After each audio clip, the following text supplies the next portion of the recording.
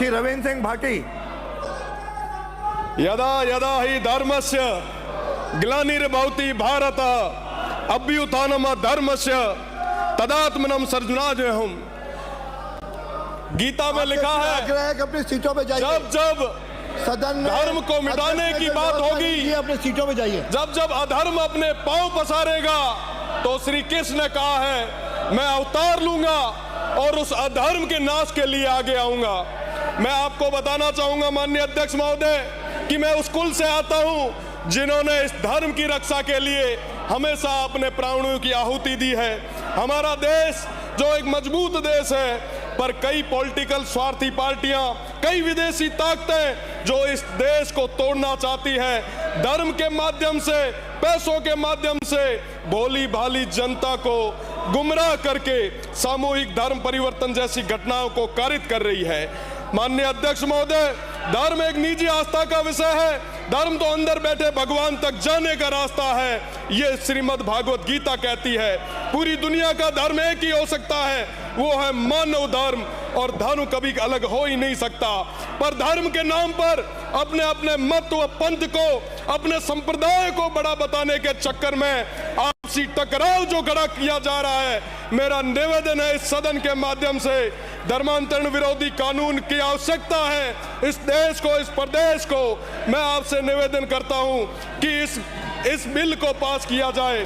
साथ ही साथ इस बिल के माध्यम से तमाम जो बेकसूर लोग हैं उनका राजनीतिक कारणों से प्रताड़ना नहीं होनी चाहिए, ये भी हमारी जिम्मेदारी है। मेरा निवेदन है कि इस तरीके के जो धर्मांतरण करने वाले जो लोग हैं, जो दूषित मानसिकता जो रखने वाले लोग हैं, संस्थागत रूप से जो ये कार्य कर रहे हैं, उनको किसी भी सूरत में बख्शने की जरूरत नहीं है। अभी थोड़ी देर पहले आदिवासी समाज की बात चल रही थी। सांस्कृतिक रूप से सबसे समर्थ हमारे आदिवासी लोग, वो भोले भाले लोग, उनका फायदा उठाया जा रहा है, उनका धर्मांतरण करवाया जा रहा है। उन तमाम चीजों पर लगाम लगाने के लिए ये कानून बहुत ज्यादा जरूरी है।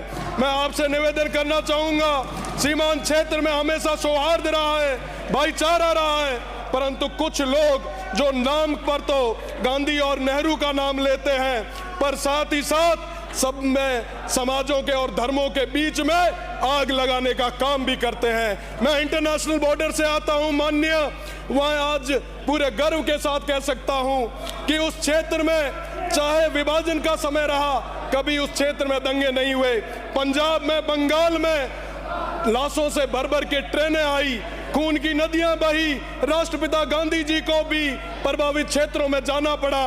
पर इस मारवाड़ में, इस बीकानेर में, इस राजस्थान में धर्म और जाति के नाम पे कभी कोई दंगा नहीं हुआ। मैं सदन को बताते हुए अरविंद गौरवशाली महसूस करता हूं कि आजादी के 80 साल बाद भी बाड़मेर, जैसलमेर इलाके में हिंदू मुस्लिम के नाम पे कभी दंगा नहीं हुआ। इसका क्या कारण था कि सैकड़ों सालों से आपसी समझ, साझा संस्कृति, पंच पंचायती का सिस्टम, लेकिन अब हमारे इलाके को सैकड़ों वर्षों से चली आ रही परंपरा को तुच्छ राजनीतिक स्वार्थों के कारण इस परंपरा की बलि चढ़ा रहे हैं। वोट के छोटे लालच के कारण कभी हिंदू मुस्लिम के नाम पे, कभी जाट राजपूत के नाम पे, कभी कभी अन्य अन्य वर्गों के नाम पे समाजों में जहर घोलने का काम हो रहा है। मैं गर्व से कहता हूं कि मैं उस इलाके से आता हूं जहां स्वर्गीय जसवंत सिंह जी ने, तान सिंह जी ने, गंगाराम जी ने, विधि चंद जी जैन ने, हादी साहब ने राजनीति की, पर कभी जाति और धर्म के नाम पे नहीं बांटा।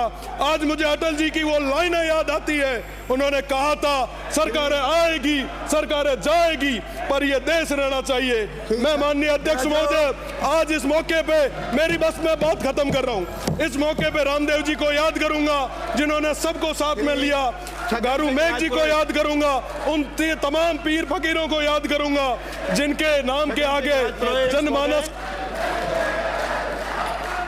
माननीय अध्यक्ष महोदय,